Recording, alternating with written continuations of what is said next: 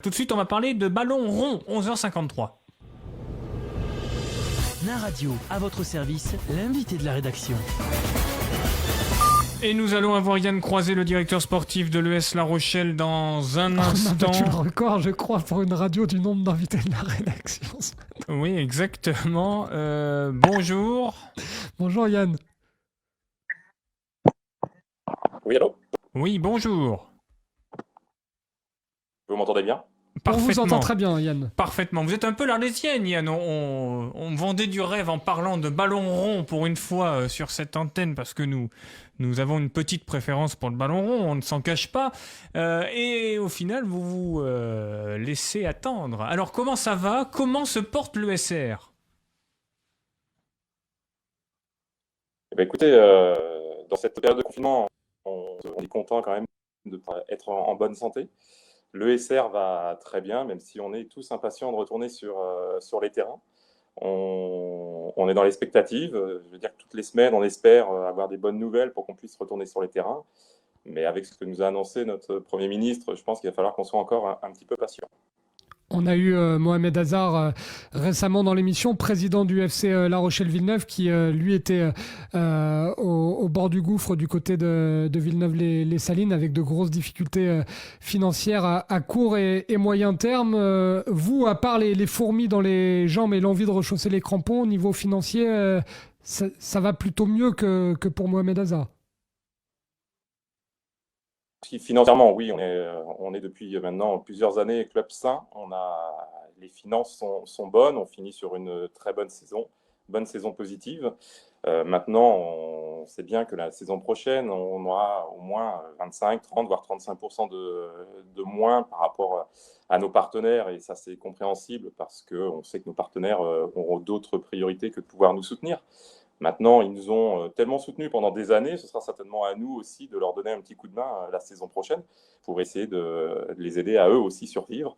Donc, le club va faire des efforts, on fera des efforts dans tous les sens pour qu'on puisse être encore aussi serein et aussi sain pour les saisons à venir. Yann, on a vu, alors en plus on avait un témoin, puisque un de nos journalistes, Rémi Savary, était arbitre de touche le jour du match, du fameux match Royan-La Rochelle, pardon. En fait, on a appris la rétrogradation de Royan à l'échelon inférieur parce qu'ils disent que vous auriez porté une réserve technique, autrement dit une réclamation. Qu'est-ce que c'est que cette histoire ? Parce qu'on ne comprend pas grand-chose, si ce n'est que Royan a voulu tricher et descend. Donc, c'est quoi l'histoire ? Alors, oui, non, on va juste rectifier. On n'a aucune animosité, nous, envers le club de Royan. C'est juste, on a reçu une information d'un joueur qui était entré sur le terrain lors de ce match. Et alors, c'est un petit peu technique parce que tout joueur licencié qui signe après le 31 janvier ne peut pas jouer en équipe première, ne peut pas jouer au niveau régional. Oui. Donc, on a eu cette information par un des membres du club de Royan en nous disant que tel joueur, et je ne citerai pas son nom, est entré sur le terrain et ce joueur a été licencié le 26 février. Donc nous, à l'époque, on voulait juste avertir la Ligue en disant attention, que ce joueur n'est pas en capacité de pouvoir jouer au niveau régional. Donc on avait juste averti la Ligue, juste pour préciser à Royan que sur les 8 derniers matchs qui leur restaient, d'éviter de faire jouer ce joueur. Manque de chance, c'est que ce match Royan-La Rochelle est le dernier match juste avant le confinement. Et ce qui a fait que Royan perd ce match par décision de la Ligue, perd ce match et perd 3 points. Et en perdant ces 3 points, redescend de deux places au niveau du classement et se retrouve dernier et descend. Donc, nous, on n'était pas du tout dans cet objectif de dire on veut faire descendre Royan. Nous, on a juste émis une information auprès de la Ligue, qui la Ligue ensuite s'est emparée du dossier. Et l'arbitre de touche, il avait été bon ce soir-là, vous nous le dites, sinon on le suspendra de ses fonctions ici. Là, on peut donner des noms pour le coup. Rémi Savary. Rémi Savary, voilà. Si vous le croisez sur un terrain, on fait pas de délation. Rassurez-vous, ça ne sortira pas des limites du département. C'est pour ça que vous pouvez d'ailleurs nous communiquer le nom du joueur. Ma fonction m'oblige à toujours défendre les arbitres. Donc les arbitres sont excellents. Nous, sur le terrain, beaucoup moins. Voilà. Alors, quand est-ce qu'on va retrouver un club en National 3, Yann ? Parce que ça nous manque, on n'a rien. C'est le désert ici, le désert de Gobi. On a Saint-Jean en R1, on a vous. Enfin voilà, on est triste. Vous savez, ce qu'on met en place, moi c'est ma fin de deuxième année dans mes fonctions, ce qui a été mis en place maintenant depuis 3 ans, 3-4 ans avec Gérard Nicole, avec Eric Nicole qui est l'entraîneur du groupe senior et le travail est extraordinaire. Il y a 2 saisons, on est passé de R2 et R1.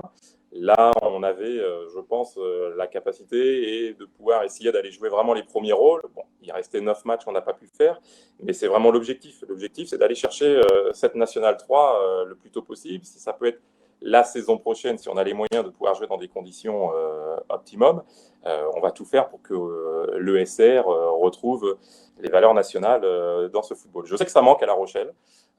On est là, on a une équipe depuis 3-4 ans qui se met vraiment en place pour qu'on puisse retrouver le SR l'année prochaine ou dans les années à venir en National 3. Alors, je regardais une dépêche. Alors, on a déjà notre équipe réserve. Il faut aussi qu'on fasse attention. On a besoin d'avoir des joueurs Rochelais parce que financièrement, c'est toujours plus intéressant d'avoir des joueurs Rochelais.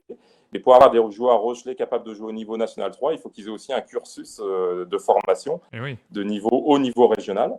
Donc, on s'attache déjà. On va avoir la saison prochaine entre nos U18, nos U15, nos U14, nos U13 vont tous se jouer déjà au plus haut niveau régional.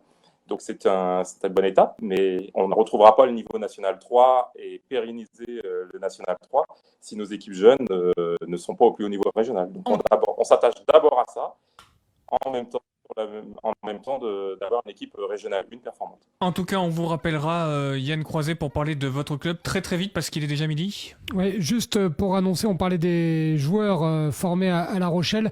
Ce week-end, on va vous proposer un reportage de 17 minutes consacré à Mathis Carvalho, un pur produit rochelais qui joue maintenant en professionnel du côté de Montpellier dans les buts. Donc, voilà, et bien Yann, vous pouvez transmettre le message, puisque je pense que vous devez avoir un petit peu de temps, à tout votre club pour qu'on ait un maximum d'audience. Ça nous rendrait service et puis comme ça on parlera de vos résultats à l'antenne. C'est donnant-donnant, et oui Yann, il n'y a pas de gratuité. Aucun problème. Peu de temps, on prépare déjà la saison prochaine. Et pour être prêt, on espère début août, pouvoir reprendre début août. Eh bien en tout cas, on vous suivra tout au long de la saison. Merci Merci infiniment. Yann.